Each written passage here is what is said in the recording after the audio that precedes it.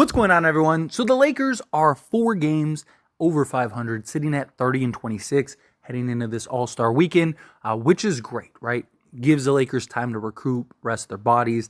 Our entire defense is basically injured right now, so it gives them time to kind of regroup, get fresh, get right, and get ready to return, especially when the Lakers aren't playing games, so they're not like missing more games. Just kind of gives everybody an opportunity to just continue rehabbing, continuing to work towards return to the basketball court. But as I mentioned, 4 of our top 5 defensive players are all out with injury. The Lakers have still managed to be 11th in defense through this last stretch of games, and number 1 in offensive rating, which is really incredible. But it'd be really nice to get our defensive players back to really kind of put it all together, make that push through this back end of the NBA season, and then hopefully steal that 6th seed, get into the postseason. Let's go try to win an NBA championship. But the big question is, when do these guys return, right? What is the time frame? What is the schedule? What is the update? So let's talk about it.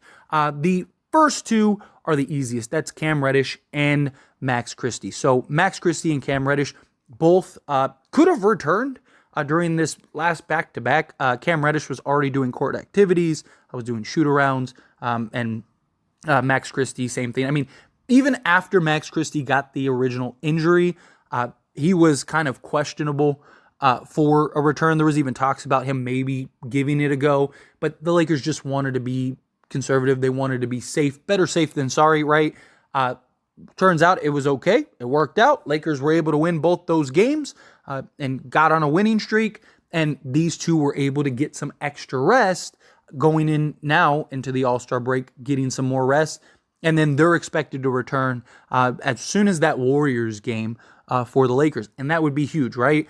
Got Steph, got Clay, who now he's 6th man Clay, who's just out here scoring 35 off the bench.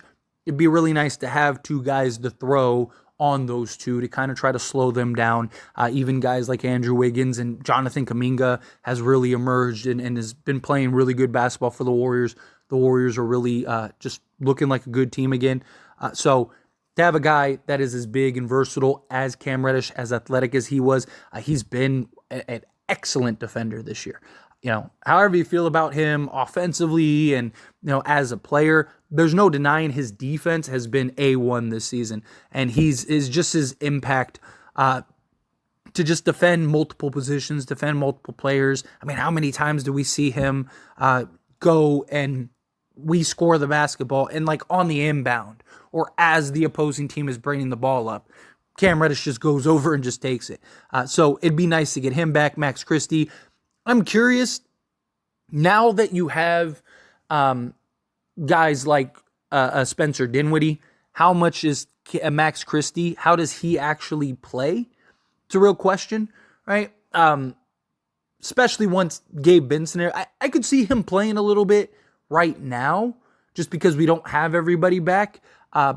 But I would imagine that Cam Reddish probably gets the nod over Max Christie just because Cam Reddish has just been better defensively. He's also bigger and more versatile. So I don't know. It'll be interesting to see how these 2 play out. But next up, Gabe Vincent. So Gabe Vincent is scheduled. Doesn't mean that he's going to return, but he is scheduled to return early to mid-March. So hopefully right now it looks like he's on pace, he's on track, and he should be set to return around some mid-March. Earliest would be early March.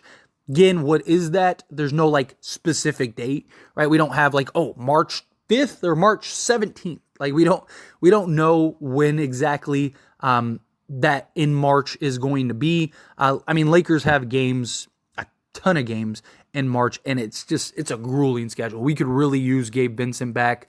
Also, all these guys back, period, right? Because once we get back from the All-Star break, it's go time. Once we get into March, that's it.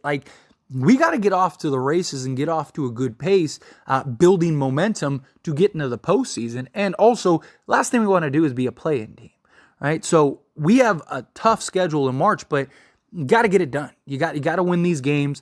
I think you're going to have to win probably around 45 games if you want to get the 6th seed. It may end up taking a couple more, but I think 45 sounds about right, which means you need to win at least 15 more games, and you have 26 left. So you can't have a losing record in those 26. You got to win at least 15 games. So that means you only have 11 losses to kind of weather this.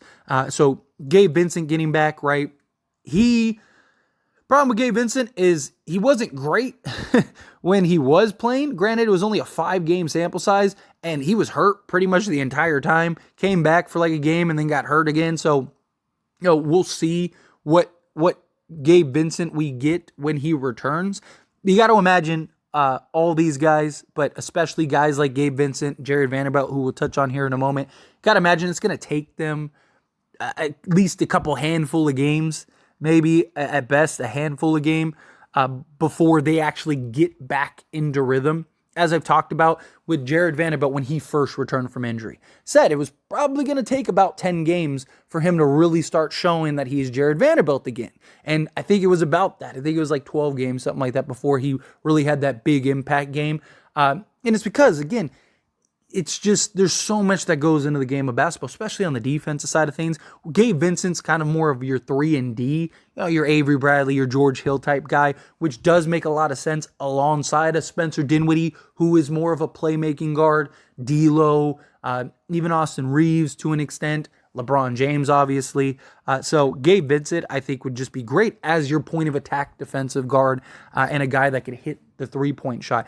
If we can get Miami playoff Gabe Vincent, even if it's not during this regular season stretch, even if it's just like, hey, we're using this regular season to get him right, and then we get into the postseason, and now he's good to go, and now he's starting to show those signs, and he's picking it up like he's done his career of okay, now we're in the postseason, it's go time. That would be huge for the Lakers, right? But we need him ideally, like, let's say it's not early March, because I do believe the Lakers are going to be again, more conservative. I think the Lakers are going to be more cautious with these guys, especially if they continue to win games, right? I don't think the Lakers are going to want to rush guys back, but you also don't want to leave them out too long because you want to give them time to kind of figure stuff out, gel with the team, build that chemistry. There's a lot that goes into it. You don't want to just plug a guy in who hasn't played all season like a guy like Gabe Vincent, although, it's not like he's going to be doing anything spectacular. Defend the guy in front of you, knock down the open 3, initiate the offense. Not that difficult. But I would like to see him around, if we could get him somewhere between like the 13th and the 18th, right? We have like a Sacramento game on the 13th. We have a Warriors game on the 16th. And then we have a Hawks game on the 18th. If we could get him somewhere in those games, that would be good because then you still basically, like, let's say we got him during the Hawks game on the 18th, right? That gives you 6 more games to end March, and then going into April, you have 7 games. So that'd give you 13 games to kind of get right? I think that would be ideal for a Gabe Vincent. Now, as far as Jarred Vanderbilt goes,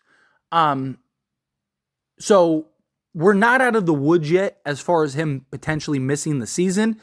The hope is that he doesn't. The hope is that he doesn't need surgery and he doesn't need anything like that, and he'll be able to just kind of rest and get his body right naturally. Obviously, he's rehabbing and doing all kinds of stuff to try to help that, but the Lakers are supposed to reevaluate him after the All-Star break. When that day is, don't know exactly. I mean, it could be as soon as Monday.